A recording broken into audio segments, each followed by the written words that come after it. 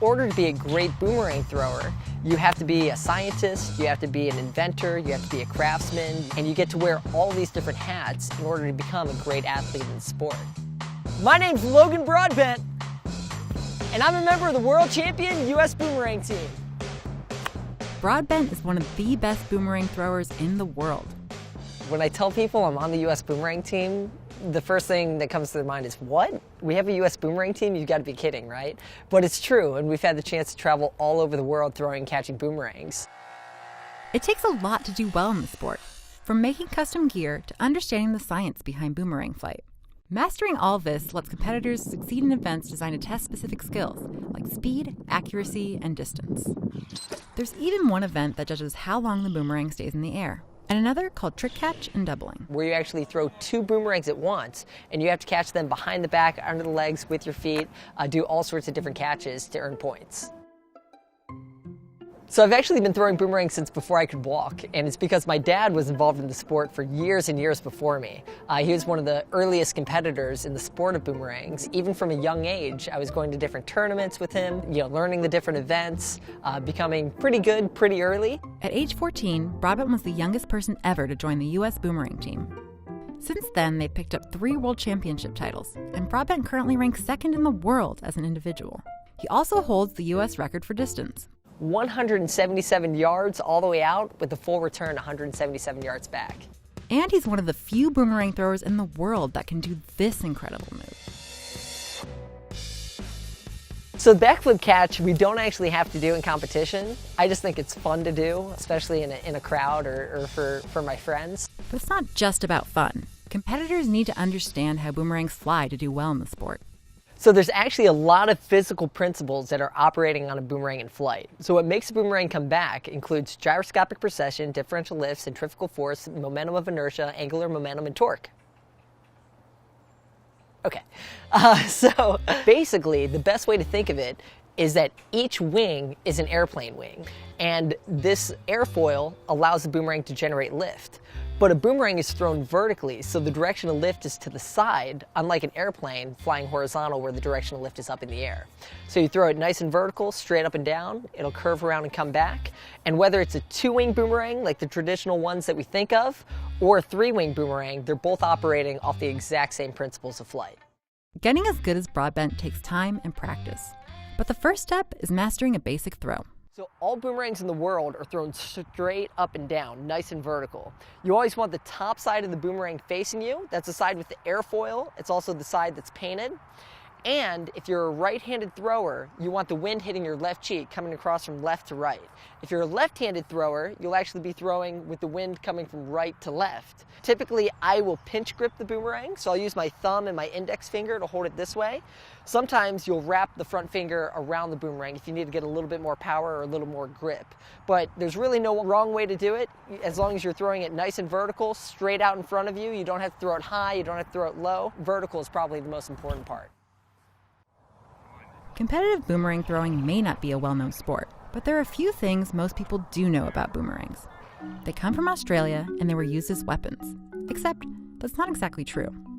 So the returning boomerang was never actually used as a weapon. What was used as a weapon by the Aborigines was called a kylie. It was much larger and heavier than a typical returning boomerang, and it would travel in a straight line, so almost like an aerodynamic baseball bat that was used to bring down game. There were civilizations all over the world that had throw sticks. King Tut's tomb in Egypt had throw sticks. The Hopi Indians of the Southwest had throw sticks. So there's all these different examples of throw sticks being used before we invented bows and arrows and other forms of weaponry. But the returning boomerang was never actually used to hit anything.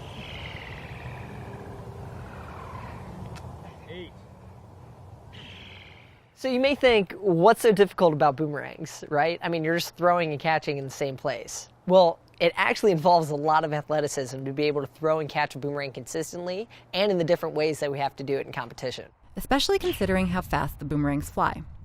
They're moving anywhere from 80 to 90 miles per hour when they're leaving your hand, and then they're coming back a little bit slower, maybe slowing down to 60 miles per hour by the time you're catching it. And they fly in all sorts of conditions. Even the simplest catches require a surprising amount of skill and physical stamina. Oftentimes it's windy, so it does require a little bit of running around and being able to react to changes in the flight. And Boomerang throwers tend to be very agile, they tend to be very quick, they tend to be able to react quickly to changes. As boomerang competitors, we're not able to practice every single day. It would just be way too much wear and tear on our shoulders and on our elbows, so we have to do a lot of different cross-training to stay fit. Which gives Broadbent an advantage. I'm actually an endurance athlete by trade. I do marathons, I do triathlons. I also am big in the obstacle course racing scene, which is another fast-growing sport. But all of those things help contribute to making me a much better boomerang competitor. But athleticism isn't all it takes to be a great boomerang thrower. The ability to adjust for different conditions is important as well. Every single event requires a different type of boomerang. But what's also important to remember is that we're up against Mother Nature. Little wind. Let's wait for that to slow down for a sec. So when the winds are kicking up, or if it's raining, or if you're at a higher altitude, you need to think about how that's going to affect the flight of a boomerang. Which means the right gear is critical. So critical, in fact, that competitive boomerang throwers don't actually buy their gear off the shelf. So what's unique about our sport is that we actually make the equipment that we use in competition. So many of my boomerangs were either made by me, or many were made by my teammates as well. If you're able to make good boomerangs that work really well in different conditions, then that gives you a bit of an edge. So the one thing you'll notice about all my boomerangs is that they're super bright colors. It's almost like they're straight out of the 80s, maybe like those MC Hammer pants that my parents used to wear. But what's important about that is these need to be visible in flight. So I need to be able to identify these quickly and easily, especially if they get caught in the sun. And so they're super bright colors. Some of them aren't that pretty, but sometimes the ugliest boomerangs actually fly the best. And that's important to remember as a competitor. Getting a competitive edge in the sport takes a lot of boomerangs. Broadbent carries almost 100 different kinds in his competition kit. All of these are made for different events, and they're made for different weather conditions. So I have 3-bladed boomerangs, 2-bladed boomerangs, even 4-wing boomerangs, depending on the event, and they're all made out of different types of materials. So boomerang technology has actually come a really long way. When most people think of a boomerang, they think of a 2-winged, almost V-shaped type of boomerang, something a little bit more traditional. We can still throw these, and they work really, really well. But now we still make boomerangs out of birch aircraft grade plywood. This actually has lead weights embedded in the tips of each to get it to go over 50 meters out. We have glass-infused nylons and different types of plastic materials, PET, polypropylene, all sorts of different types of plastic. We use phenolic materials. These are doublers for trick catch. We'll have sheet carbon fiber, which is a very rigid material but still very lightweight, so that makes for a really nice boomerang. And we even make composite maximum time aloft boomerangs. So these are made out of micro balloons and epoxy covered in carbon and Kevlar fibers. So they're really ultra light but still very rigid, and they're made to stay in the air as long as possible.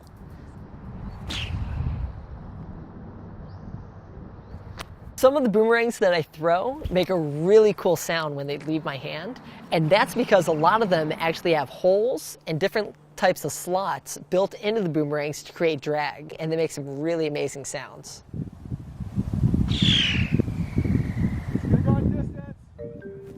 Understanding the physics behind boomerang flight is key in competition. As boomerang competitors, the more that we understand the physics and the aerodynamics happening and how to modify our boomerangs to get them to operate the way we want them to operate, the bigger the advantage we have in competition.